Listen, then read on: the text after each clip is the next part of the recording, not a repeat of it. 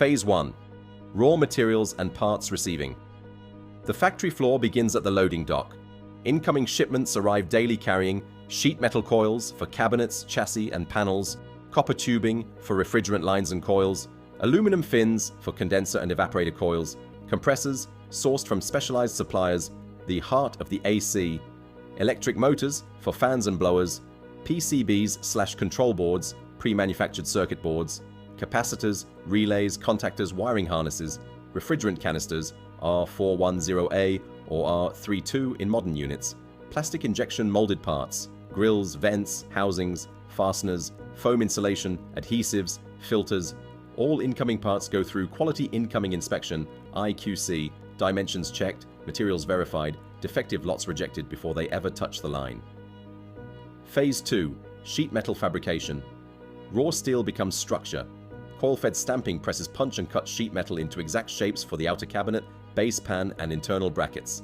CNC press brakes bend flat sheets into 3D forms. Side panels, top caps, louver frames, laser cutters handle precision cutouts for grills, drainage holes, and service openings. Parts are deburred, sharp edges removed, by robotic or manual stations. Metal components moved to the powder coat paint line. Cleaned in a chemical wash bath, electrostatically sprayed with powder paint, cured in an oven at approximately 200 degrees Celsius, 390 degrees Fahrenheit. Result, a durable, corrosion-resistant factory finish. Phase 3. Coil manufacturing, evaporator and condenser. Where the actual heat exchange happens is built here. Thin aluminum fins are stamped in high-speed presses, hundreds per minute. Copper tubes are cut, bent and hairpin formed into U-shaped fins are mechanically expanded onto the copper tubes using hydraulic expanders. This locks them tightly for maximum thermal contact. Return bends, U-bends, are brazed, soldered with a torch, onto tube ends to form a continuous serpentine refrigerant circuit. Coils are leak tested with nitrogen under pressure. Any defective coil is scrapped. Coils are fitted with header pipes and connection stubs, then staged for assembly. Phase 4. Compressor and refrigerant system. Prep. The engine of the system is prepared. Compressors arrive pre-assembled from suppliers, scroll, rotary, or inverter types. Factory technicians attach discharge and suction lines to each compressor. The refrigerant circuit is assembled. Compressor to condenser coil to expansion valve or capillary tube to evaporator coil to back to compressor. All joints are brazed, high heat silver soldering in an oxygen-controlled environment. The completed refrigerant circuit is evacuated using vacuum pumps to remove all air and moisture. Critical step. Any remaining moisture destroys the system. Units are then charged with refrigerant, measured precisely by weight, using automated charging machines. Phase 5. Electrical assembly. The brain and nervous system go in. PCBs, control boards, are mounted into the electrical panel area. Wiring harnesses, pre-made bundles of color-coded wires, are routed through the unit technicians connect. Compressor contactor and capacitor fan motor and capacitor thermostat terminals sensors, temperature, pressure, thermistors, control board connectors. All connections are secured with terminals, ring connectors, and locking plugs. No loose or taped wire ends allowed. Wiring is zip-tied and routed away from sharp edges and heat sources. Phase 6. Final mechanical assembly. Everything comes together on the main line. This is a moving conveyor assembly line with dedicated stations. Base station, chassis/base pan placed on the line, compressor bolted down on rubber anti-vibration mounts coil station, condenser coil mounted and brazed connections completed fan station, condenser fan motor and blade installed, balanced and secured electrical station, control box installed, wiring connected cabinet station, outer sheet metal panels and top cap fitted and fastened, filter and grill station, air filters, inlet grills and discharge louvers installed, drain station, drain pan and drain line fitted for condensate removal, indoor units, nameplate and label station, serial number, energy rating, model and safety labels applied. Phase 7. Testing and quality control.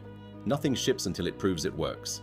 Every unit goes through a rigorous end-of-line test sequence, high pot, high potential, electrical safety test, checks for insulation failure and ground faults at high voltage leak detection test, electronic sniffer or ultrasonic detector scans, all refrigerant connections. Run test, unit is powered on and run under load. Compressor amperage checked fan, RPM, verified discharge and suction pressures measured. Cooling output, BTU, verified control board functions tested, modes, timers, sensors, noise and vibration test, decibel meter confirms sound levels are within spec. Any unit that fails any test is pulled off the line, tagged, repaired. Phase 8. Final Inspection, OQC. A human eye does the final check.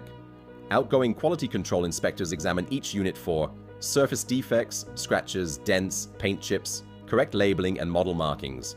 All panels flush and fastened. No missing screws, caps or plugs. Documentation packet complete. Manuals, warranty card, mounting hardware.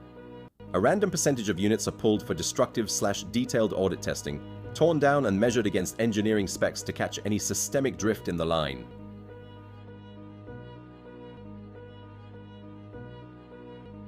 Phase 9. Packaging. Protected for the journey.